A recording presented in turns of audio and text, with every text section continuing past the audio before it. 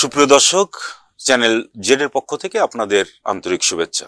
আজকেও আমরা বিভিন্ন দিন যে আলোচনা করি, দিনের উল্লেখযোগ্য যে খবর থাকে সেই খবর নিয়ে আজকেও আমরা আলোচনা রেখেছি। আজকের আলোচনার বিষয় থাকছে আমাদের হাসিনার কোনো বক্তব্যকে সমর্থন করে না ভারত।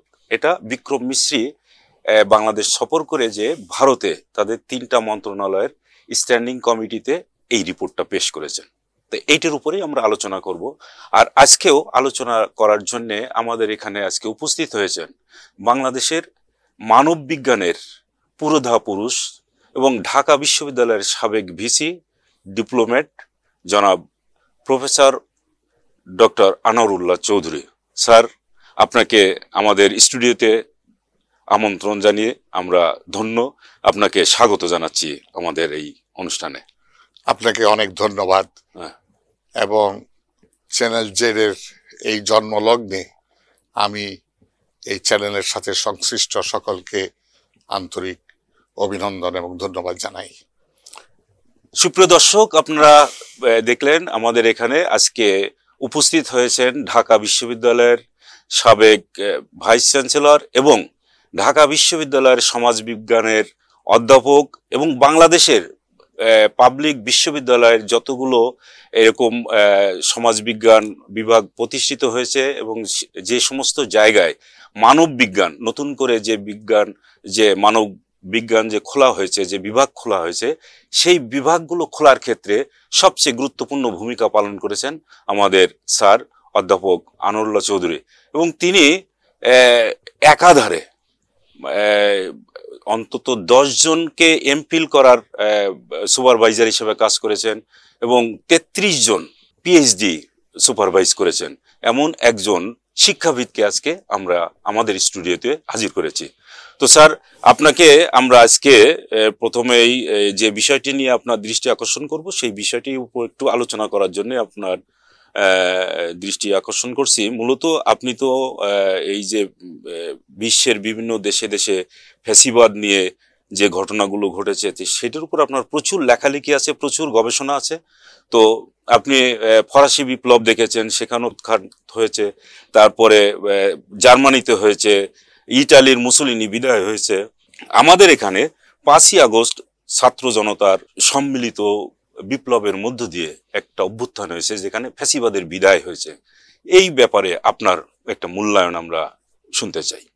আপনি যথার্থই বলেছেন যে বাংলাদেশ গত 16 বছরে এক নিকৃষ্ট এবং নিষ্ঠুর ফ্যাসিবাদের কবলে ছিল। এই ফ্যাসিবাদের উত্থান শুরু হয় 2007 সালে, যখন 1/11 সরকার এখানে প্রতিষ্ঠিত হয়। তারপর থেকে ধারাবাহিকভাবে তখনকার আওয়ামী লীগ সরকার শেখ হাসিনার নেতৃত্বে ক্ষমতায় অধিষ্ঠিত হয়ে এই ফ্যাসিবাদকে পাকাপোক্ত করে এবং এই নিষ্ঠুর ফ্যাসিবাদের সাথে আপনি পৃথিবীর অনেকগুলো ফ্যাসিবাদী শাসনের তুলনা করতে পারেন। আপনি উল্লেখ করেছেন ফরাসি বিপ্লবের কথা। ফরাসি বিপ্লব সংগঠিত হয়েছিল কেন? কারণ ফরাসি দেশের মানুষের সকল অধিকার কেড়ে নিয়েছিল তখনকার শাসকেরা। সেখানে ছিল রাজতন্ত্র। আপনারা জানেন ইতিহাসে সেই রাজতন্ত্রের অত্যাচারী রাজার কাহিনী লিপিবদ্ধ আছে। সেই অত্যাচারী রাজা লুই XIV ঘোষণা করেছিলেন যে I am the state, what I say is law, অর্থাৎ আমি রাষ্ট্র, আমি যা বলি তাই আইন। এইভাবে ফরাসি দেশের মানুষকে ট্যাক্স খাজনা আদায় করে মানুষের জীবনকে জর্জরিত করে ফেলেছিল। বহু রকমের ট্যাক্স তাদেরকে দিতে হতো। শুধু তাই নয়, রাজতন্ত্রের বিরুদ্ধে কেউ কথা বললে তাকে সে বাস্তির কারাগারে নিক্ষেপ করা হতো। এবং এটাও ইতিহাসে লেখা আছে যে বহু ফরাসি নাগরিক শুধুমাত্র রাজতন্ত্রের বিরুদ্ধে কথা বলার কারণে তার সারা জীবন এই বাস্তির কারাগারে জীবন যাপন করে তার মৃত্যু ঘটে। আমি এখনো সেই ইতিহাসের সে বাক্য আমার এখনো মনে আছে। Many people spent lifelong imprisonment in the prison house of Basti without any trial. অর্থাৎ বিনা বিচারে বাস্তির কারাগারে জীবন যাপন করে সেখানেই মৃত্যুবরণ করেছে। এই সে এক ভয়াবহ চিত্র। এবং এর বিরুদ্ধে ফরাসি দেশের মানুষ সংগঠিত হয়। তার পিছনে ছিল রুশো, ভলতেয়ারের মতো দার্শনিকদের অনুপ্রেরণা।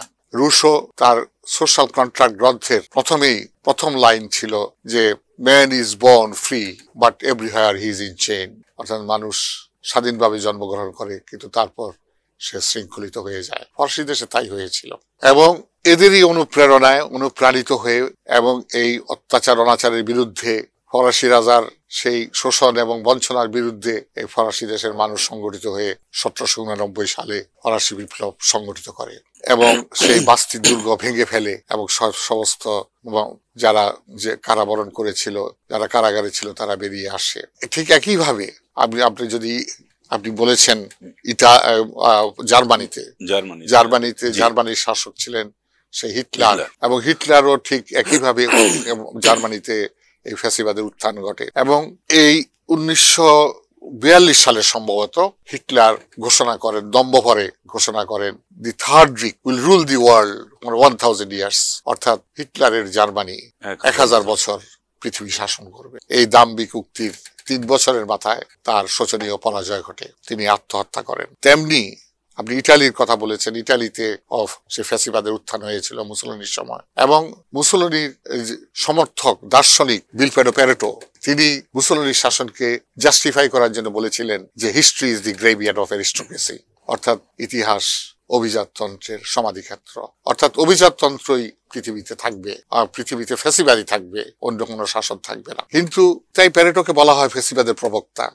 শেষ পর্যন্ত মুসোলিনির ভাগ্যে কি হয়েছিল সেটা আপনারা জানেন, তা কিভাবে তার শোচনীয় পরাজয় ঘটে। তেমনি ফ্রাঙ্কো, মার্কোস, বিভিন্ন দেশে আমরা এই স্বৈর শাসনের পতন তো দেখেছি। আপনি বাংলাদেশের যে ঘটনা ঘটেছিল, বাংলাদেশে ফ্যাসিবাদের যে উত্থান হয়েছিল, যে অন্ধকার যুগের সূচনা হয়েছিল, সেটির অবসান হয় আজ এই জুলাই বিপ্লবের মাধ্যমে। এই শাসনকে, শেখ হাসিনার এই ফ্যাসিবাদী শাসনকে তখনকার ফরাসি দেশের বা ইতালির ফ্যাসিবাদের শাসনের সাথে তুলনা করতে পারেন, বরঞ্চ কোনো কোনো ক্ষেত্রে তারও সে নিষ্ঠুর ছিল এই হাসিনার ফ্যাসিবাদী শাসন। আমরা অবাক হয়ে যাই যে মধ্যযুগে ইউরোপকে বলা হতো, ইউরোপের যে শাসন ব্যবস্থা ছিল, যে এই যুগকে বলা হতো ডার্ক এজ, অন্ধকার যুগ। বাংলাদেশেও ঠিক একটা অন্ধকার যুগের সূচনা হয়েছিল সে 2007 সাল থেকে। এবং এই অন্ধকার কিসের অন্ধকার? এখানে সূর্যের আলো ছিল না, তাই নয়, সূর্যের আলো ছিল। এখানেও দিন হয়েছে, দিনের শেষে রাত হয়েছে, কিন্তু মানুষের অধিকার ধীরে ধীরে সমস্ত অধিকার হরণ করা হয়েছে। মানুষ সমস্ত দেশকে একটা কারাগারে পরিণত করা হয়েছে।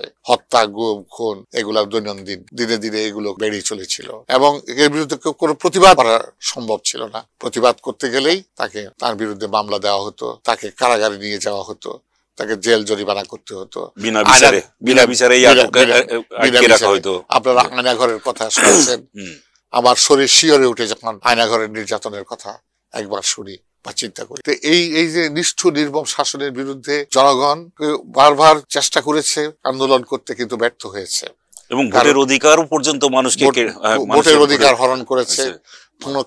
গত 16, 17, 18 বছরে কেউ ভোট দিতে পারেনি। শুধু সেই নিশিরাতের ভোট, দিনের ভোট রাতে করেছে। তারপরে বিনা ভোটে 154 জন, 300 জনের মধ্যে 154 জন বিনা ভোটে নির্বাচিত হয়েছে। এই ধরনের ঘটনা ঘটেছে, যেটা অত্যন্ত দুঃখজনক এবং মর্মান্তিক। সর্বশেষ যেটা হলো 2024-এর 7ই জানুয়ারি, সেখানে তো আর অন্য কোনো রাজনৈতিক দলই এখানে অংশগ্রহণ করতে পারে নাই। শুধুমাত্র ওই যে আওয়ামী লীগের নিজেদের মধ্যে আমি ডামি এই ধরনের নির্বাচন করেও তারা আবার মানে পুনরায় যে ভাবছে যে 5 বছর আবার ক্ষমতায় থাকবে, এবং এই নিয়ে তাদের দলের যে সাধারণ সম্পাদক বলতো যে 5 বছর আবার 5 বছর তাদেরকে ওয়েট করতে হবে। কিন্তু ভাগ্যের কি নির্মম পরিহাস যে 7 মাসও যেতে পারলো না। ঠিক এই জায়গায় যেটা হিটলারও বলছিল যে 1000 বছর তারা রুল করবে, কিন্তু 3 বছর যেতে পারে না। 1942-এ বললো, 1945-এ তার জীবন শেষ হয়ে গেল, জীবনপাত হয়ে গেল। আপনি ঠিকই বলেছেন, যে এই যে জানুয়ারিতে নির্বাচন, জি 7ই জানুয়ারিতে যে নির্বাচন হয়েছে, সেই নির্বাচনের একটা তামাশা। এটা নির্বাচনের নামে ছিল প্রহসন, দামি নির্বাচন বলা হয় ইতিহাসে, বাংলাদেশের ইতিহাসে লেখা থাকবে, এটা দামি নির্বাচন হিসাবে এটাকে চিহ্নিত হয়ে থাকবে। এটা করেছে তার এই স্বৈর শাসনকে প্রলম্বিত করার জন্য। সে ভেবেছে এই নির্বাচন করে আবার 5 বছর থাকবে, এইভাবে 5 বছর করে 2042 সাল পর্যন্ত থাকবে। কিন্তু কথা হলো ইতিহাসের শিক্ষা তারা নেয়নি। এবং এটাও আপনার বলা হয় যে that nobody takes lesson from history is itself a lesson of history, যে ইতিহাস থেকে যে শিক্ষা দেয় না এটাও ইতিহাসের একটা শিক্ষা। এবং হাসিনাকে আমি বলবো এবং তার যারা সাথী ছিল, সঙ্গী ছিল, স্বৈরাচারের যারা দোসর ছিল, এদের কারোরই ইতিহাসের জ্ঞান ছিল বলে আমার মনে হয় না। কিন্তু তারা ভেবেছে তারা আরো দীর্ঘকাল তারা এইভাবে স্বৈরশাসন প্রলম্বিত করবে এবং রাষ্ট্র ক্ষমতায় অধিষ্ঠিত থাকবে। কিন্তু এই কথা বুঝতে পারে নাই যে এই জনগণের যে অধিকার হরণ করেছে, জনগণের মনে যে ক্ষোভ, জনগণের মনে যে দুঃখ, যে কষ্ট, যে বেদনা, এটার যে বহিঃপ্রকাশ হতে পারে এটা তারা উপলব্ধি করতে পারে নাই। এবং তাই হয়েছিল। এবং আমি এই তার পতনের প্রায় 6-7 মাস আগে একটা প্রবন্ধ লিখেছিলাম যে এই নয়াদিগন্তে ছাপা হয়েছিল যে একটি রেনেসাঁ, ইউরোপের রেনেসাঁর মতো একটা রেনেসাঁ হবে, একটা নবজাগরণ হবে, একটা পুনর্জাগরণ হবে, এবং সেই জাগরণের মাধ্যমেই এই ফ্যাসিবাদের পতন ঘটবে। আমি লিখেছি বলে তার পতন ঘটেছে তা না, তবে কিন্তু ঘটেছে তাই। ভবিষ্যৎ লেখা তো ওই সময় ছিল, আপনার মনে হয় ঈদ সংখ্যায় এই লেখাটা ছাপা হয়েছিল, ঈদ সংখ্যায় লেখাটা ছাপা হয়েছিল, এবং তার 4 মাস কি 5 মাস পরেই কিন্তু এই পতনটা ঘটেছে। এবং ওই যে রেনেসাঁর উত্থান যে কথাটা বলছিলেন, একেবারেই কিন্তু ওই লেখাটা যদি এখন সামনে হাজির করা হয় তাহলে মানে প্রতিটা লাইনে বোঝা যাবে যে এই সরকারের পতনের যে বিষয়গুলো, ওইটা কিন্তু বোঝা যায় যে আপনাদের ভবিষ্যৎবাণী, যে ভবিষ্যৎ যে মানে উচ্চারণ করেছেন। না, আপনার স্মরণ আছে, আমি দেখলাম যে আমি আসলে তাই লিখেছিলাম যে এখানে একটা পুনর্জাগরণ হবে মানুষের মধ্যে, মানুষের ক্ষোভের বহিঃপ্রকাশ হবে, এবং তার মাধ্যমে একটা গণ অভ্যুত্থান হবে, একটা বিদ্রোহ বিপ্লব সংগঠিত হবে। আমি লিখেছি বলেই যেটা হয়েছে তা নয়, তবে এটা অনেকটা এইভাবেই পরিণতি হয়েছে। আপনি আরো একটা জিনিস আপনার বলি, যে সরকার এখন মানে ওই সময় ছিল, তার তো কোনো স্বাভাবিক পরিণতি বা স্বাভাবিক বিদায়ের তো কোনো রকম পথ ছিল না। এটা তো ছিল তো ওয়ান ওয়ে ট্রাফিক, মানে সে যাচ্ছে, তাকে তো মানে যে ফিরিয়ে আনার কোনো তো পথ ছিল না। তাহলে তার স্বাভাবিক পরিণতিটা কি হবে? নিশ্চিতভাবে ওই অভ্যুত্থান, জনগণের অভ্যুত্থান, সেইটাই হয়েছে, এবং সেই কথাগুলোই আপনার লেখায় কিন্তু ছিল মূলত। এবং আপনার বিদ্রোহ বিপ্লব ছাড়া কখনো আপনার এই সরকার পরিবর্তন, এই ধরনের সরকারের পরিবর্তন হয় না, পতন হয় না। আমি ওখানে লিখেছিলাম যে ইউরোপে 1453 সালে আপনার এই রেনেসাঁ সংগঠিত হয়, রেনেসাঁর উন্মেষ ঘটে, এবং রেনেসাঁর পরে অনেকগুলো রিফরমেশন আন্দোলন হয় ওখানে, মার্টিন লুথারের নেতৃত্বে, জন ক্যালভিন এবং মার্টিন লুথারের নেতৃত্বে সেখানে প্রটেস্ট্যান্ট আন্দোলন হয়, এবং রেনেসাঁই ইউরোপের মানুষকে মুক্তি দেয়, রেনেসাঁ ঘোষণা করে মানুষের মুক্তি ইউরোপে। ঠিক তেমনি আপনি ইউরোপে রেনেসাঁর মতো সব এলিমেন্ট এখানে উপস্থিত না থাকলেও অন্তত একটা বড় এলিমেন্ট, রেনেসাঁর একটা বড় বৈশিষ্ট্য এই আন্দোলনে ছিল, সেটা হলো যে এওয়েকেনিং, অর্থাৎ জাগরণ। ইউরোপে যেভাবে জাগরণ সৃষ্টি হয়েছিল মানুষের মধ্যে, ঠিক একইভাবে এই দেশের ছাত্র জনতার মধ্যে জাগরণ সৃষ্টি হয়, এবং সেই জাগরণ, সেই যে পুনর্জন্ম, আমরা যেটাকে রেনেসাঁ বলি পুনর্জন্ম, rebirth in every spare of life, জীবনের সর্বক্ষেত্রে। আর এখানে ছিল অধিকার হরণের বিরুদ্ধে জাগরণ, সেই ভাতের অধিকার, ভোটের অধিকার, কথা বলার অধিকার, মত প্রকাশের অধিকার, এই সমস্ত অধিকার কেড়ে দেওয়া হয়েছিল। এর বিরুদ্ধে কিন্তু এই জাগরণ, এবং এই জাগরণের বহিঃপ্রকাশ, এবং এর ফলে গণ অভ্যুত্থান হয়, এবং 5 তারিখে তার চূড়ান্ত বিজয় লাভ করি আমরা, স্বৈরাচার পতন হয়। এবং আপনি দেখবেন যে হিটলার যেমন বলেছিল যে আরো 1000 বছর রাজত্ব করবে, হাসিনাও ঠিক বলেছিল যে হাসিনা পালায় না, কিন্তু ইতিহাসের কি নির্মম পরিহাস, তাকে পালিয়ে- শেষ পর্যন্ত পালিয়ে যেতে হলো। তো সেদিক দিয়ে বিচার করলে এই গণ অভ্যুত্থান এটা একটা ঐতিহাসিক, বাংলাদেশের মানুষের এক ঐতিহাসিক বিজয়। আজকে আপনি এই মুক্ত পরিবেশে কথা বলতে পারছেন, এটা একটা বড় প্রাপ্তি, বড় অর্জন। কিন্তু এখন যেই লক্ষ্যে আমরা এই গণ আন্দোলন, এই গণ অভ্যুত্থান সংগঠিত হয়েছে, তার অনেকগুলো লক্ষ্য ছিল। সেই লক্ষ্যগুলো আস্তে আস্তে পূরণ করতে হবে এবং সেই জন্য সংশ্লিষ্ট সকলকে সচেষ্ট থাকতে হবে। আর আরেকটি কথা যে এখানে এই আন্দোলনের একটা বড় দাবি ছিল গণতন্ত্রকে ফিরিয়ে আনা। বাংলাদেশের গণতন্ত্র হারিয়ে গেছে, গণতন্ত্রের কবর রচনা করেছিল ফ্যাসিবাদীরা, সেই গণতন্ত্রকে পুনরুদ্ধার করতে হবে। আমি মনে করি অন্তর্বর্তীকালীন সরকারকে সেই পথেই হাঁটতে হবে এবং নির্বাচন যেন একটা সুষ্ঠু, অবাধ, নিরপেক্ষ, গ্রহণযোগ্য, অংশগ্রহণমূলক নির্বাচন হয়, সেইভাবেই নির্বাচন বিধি সংস্কার করতে হবে এবং সংস্কার করে যত দ্রুত সম্ভব নির্বাচনের তারিখ ঘোষণা করে নির্বাচন অনুষ্ঠিত করতে হবে এবং জনগণের নির্বাচিত প্রতিনিধিদের কাছে ক্ষমতা হস্তান্তর করতে হবে। এইভাবে গণতন্ত্রের সূচনা হবে, আবার সূচনা হবে, গণতন্ত্র আবার আমরা গণতান্ত্রিক ধারায় ফিরে যেতে পারবো। স্যার, আপনাকে এবার আরেকটু আমরা একটু আসি, সেটা হচ্ছে যে 5ই আগস্ট এখানে বিপ্লবের পর শেখ হাসিনা তো পালিয়ে গেলেন, আর এখানে যারা ছিল, ধরেন এখন বাংলাদেশের জনগণই কিন্তু এখানে আছে, আর বর্তমান যে সরকার সেই মানে গণ অভ্যুত্থানের ফসল হচ্ছে বর্তমান অন্তর্বর্তী সরকার। তো এই সরকার ক্ষমতা নেওয়ার পর থেকে বাংলাদেশের সঙ্গে আমাদের প্রতিবেশী ভারতের যেন কেমন একটা সম্পর্কের প্রতিনিয়ত অবনতি ঘটছে।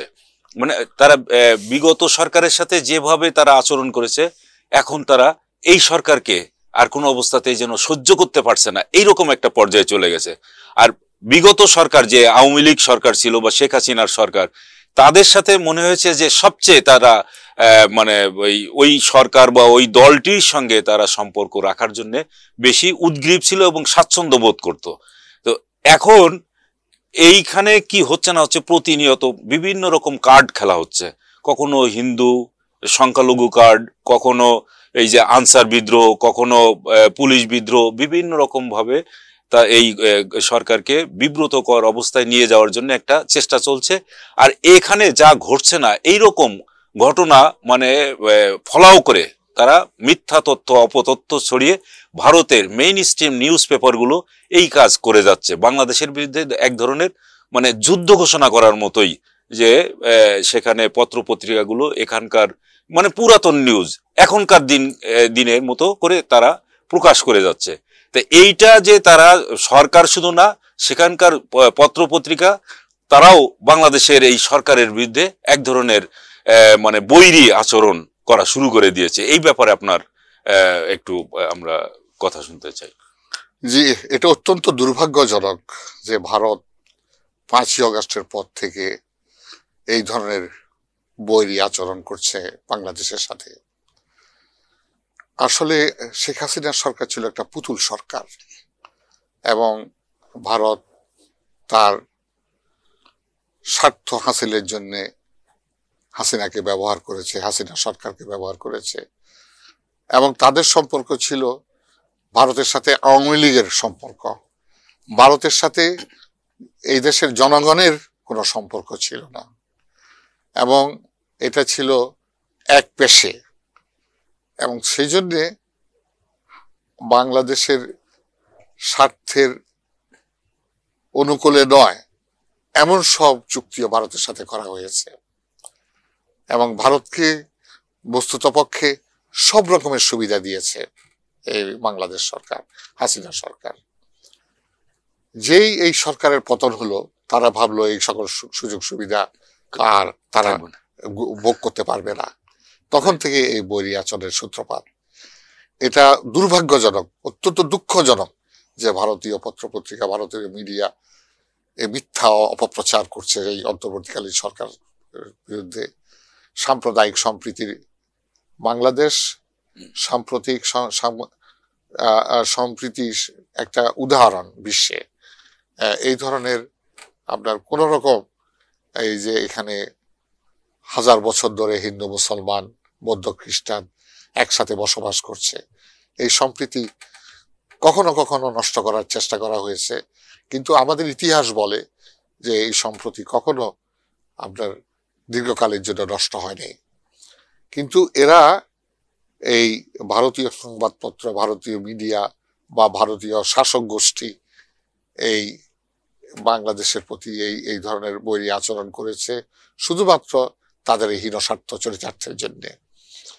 এবং আমার মনে হয় তারা দেরিতে হলেও এখন উপলব্ধি করছে যে এটা ঠিক নয়, এবং এতে করে এই দেশে বাংলাদেশের সাথে ভারতের বন্ধুত্ব নষ্ট হয়ে যাবে। ভারত আমাদের একজন বড় প্রতিবেশী, সবচেয়ে বড় প্রতিবেশী আমরা বলতে পারি। প্রতিবেশীকে বদলানো যায় না, কিন্তু সম্পর্কের উন্নয়ন করা যায়।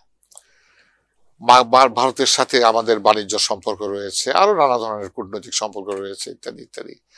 এগুলোকে ঠিক রাখতে হলে আমার মনে হয় ভারতকে এটা উপলব্ধি করতে হবে যে এখানে একটা পরিবর্তন সাধিত হয়েছে, এবং সেই পরিবর্তনটা হলো গণতন্ত্র পুনরুদ্ধারের পরিবর্তন। এটা হলো মানুষের যে জীবনমানের উন্নয়নের জন্য এই পরিবর্তন, মানুষের ভাগ্যের পরিবর্তনের জন্য এই উন্নয়নের জন্য এই পরিবর্তন। স্যার, আমার মনে হয় তাদের মনে এরকম একটা উপলব্ধি আসছে মনে হয়। তার কারণ যে পররাষ্ট্র সচিব এখানে ঘুরে গেলেন এবং এখানে কথা দিয়ে গেছেন কিন্তু যে হাসিনার কোনো বক্তব্যকে সমর্থন করে না ভারত। মানে এই যে বিভিন্ন জায়গায় যে সমস্ত বক্তব্য দিচ্ছেন, তিনি যেহেতু এখন ফেরারি, হ্যাঁ, তার এই বক্তব্য এখন আর ওইখান থেকে দেওয়ার বিষয়টি নিয়ে এখন ভারত কিন্তু আর তাকে সমর্থন দিচ্ছে না। এটা বলার অর্থই হচ্ছে যে বাংলাদেশের সঙ্গে যে সম্পর্কের কিছুটা অবনতি হয়েছিল সেইটা মনে হয় তারা রিকভার করার জন্যই এই পররাষ্ট্র সচিব এই রিপোর্টটা তারা ওখানে যে করেছে।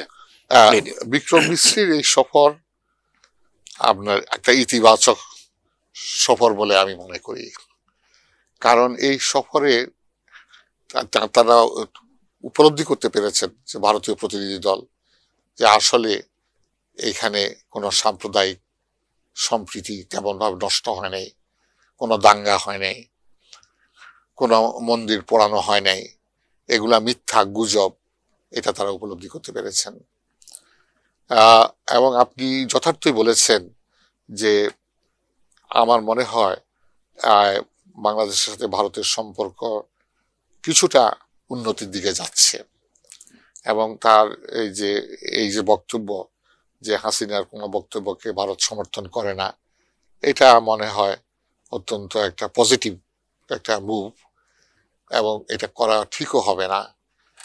তা এবং ভারত হয়তো দেরিতে হলেও এটা উপলব্ধি করবে যে বাংলাদেশের সাথে যে বহুপাক্ষিক যে সম্পর্ক, সেই সম্পর্ক ঠিক রাখতে হলে এই ধরনের অপপ্রচার বন্ধ করতে হবে, এবং বাংলাদেশের আভ্যন্তরীণ বিষয় নিয়ে যেন তারা নাক না গলায়। এবং এটা তাদের জন্য ভালো হবে, আমাদের জন্য ভালো হবে। জি জি স্যার, আজকে আমরা মোটামুটি স্যারের কাছ থেকে অনেকগুলো বক্তব্য আমরা শুনলাম, এবং ভারতের যে এখন এই মুহূর্তে যে উপলব্ধিটা আসছে বাংলাদেশের সঙ্গে, বাংলাদেশ যেহেতু একটি প্রতিবেশী দেশ এবং বাংলাদেশে যথেষ্ট সম্ভাবনাময় একটা দেশ, এই দেশের সঙ্গে একটা সম্পর্ক সুন্দর রাখতে হবে, এবং ইতিপূর্বে যে সম্পর্কটা মানে অবনতি ঘটেছিল সেই জায়গাটা তারা রিকভার করার জন্য যথেষ্ট চেষ্টা চালিয়ে যাচ্ছে। এবং এই যে ভারতের পররাষ্ট্র সচিব বিক্রম মিশ্রি বাংলাদেশ সফর করে গেলেন, এটা অত্যন্ত ইতিবাচক একটি সফর বলে সবাই এখন মনে করছেন। আমাদের স্যারও সেই একই কথা বললেন। তো আমরা এখন আশা করতে পারি যে ভারতের এই জায়গা থেকে একটা উপলব্ধি আসবে, যেহেতু বিক্রম মিশ্রি তার এই বক্তব্য সেখানকার 3টি মন্ত্রণালয়ের একটা স্থায়ী কমিটির যে সদস্য আছেন সেইখানেই রিপোর্টটা করেছেন। তাহলে সব রাজনৈতিক দলের মধ্যে এই উপলব্ধি এখন আসবে যে বাংলাদেশের সঙ্গে একটা সুন্দর সুসম্পর্ক রাখতে হবে, সেটা রাজনৈতিকভাবেই করতে হবে, বাংলাদেশের জনগণের সঙ্গে ভারতের জনগণের একটা সম্পর্ক থাকতে হবে, বাংলাদেশের সরকারের সঙ্গে ভারতের সরকারের সম্পর্ক রাখতে হবে। কোনো দল বা কোনো বিশেষ ব্যক্তির সঙ্গে সম্পর্ক রাখলে পরে সেই সম্পর্ক বেশি দিন থাকে না, থাকতে পারে না। এই উপলব্ধি যতদিন না আসবে ভারতের, ততদিন কিন্তু এই সমস্যাগুলো থেকে যাবে। তো সেইখান থেকে উত্তরণ ঘটেছে। আমরা এখন মনে করতে চাই বা এবং আশা করতে চাই যে ভারত বাংলাদেশের জনগণের সঙ্গে, বাংলাদেশের সরকারের সঙ্গে চমৎকার সম্পর্ক বজায় রাখবে এবং দিন দিন এই সম্পর্কটাকে আরো উন্নততর পর্যায়ে নিয়ে যাবে। আজকে এই পর্যন্ত। ভালো থাকবেন সবাই। স্যার, আপনাকেও ধন্যবাদ। আমাদের সাথে দীর্ঘ সময় আপনি আমাদের এই স্টুডিওতে এসে আলোচনায় অংশ নিয়েছেন। আপনাকেও আমরা ধন্যবাদ জানাই আমাদের চ্যানেল জেডের যারা জেড ফোকাসে এই অনুষ্ঠানে যারা দেখছেন তাদেরকেও আমরা ধন্যবাদ জানাই, এবং পরবর্তীতে ঠিক আরো আমাদের এরকম কোনো একটি বিষয় নিয়ে আবার আমরা আলোচনায় সামিল হব। ততক্ষণ পর্যন্ত চ্যানেল জেডের সঙ্গেই থাকুন। ধন্যবাদ সবাইকে।